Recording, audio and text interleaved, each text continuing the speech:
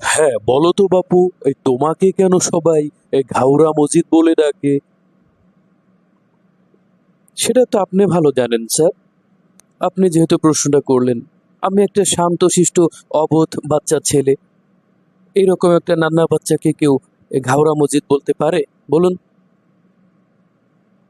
তা তোমার বাড়ি কোথায় বাবা? থানার সামনে। থানাটা কোথায়? আমার বাড়ির সামনে। থানা আর বাড়ি এই দুটো জিনিসের অবস্থান কোথায় একটু বলো তো? এ দুটো সামনাসামনি। তুই বেটা আসলেই একটা ঘাওড়া। অনেকক্ষণ ধরে তোর কাছ থেকে আমি জানার চেষ্টা করছি তোর বাড়ি কোথায়, বলিস থানার সামনে। আমি বললাম থানাটা কোথায়, তুই বলিস বাড়ির সামনে। আবার বলি দুটো কোথায়, বলিস সামনে সামনে। আরে বেটা তুই কি বলতে পারিস না এটা নাগপুর, কানাইপুর, লালপুর কোন পুরে আছে এটা বলতে পারিস না তুই? তুই আদতেই একটা ঘাওড়া।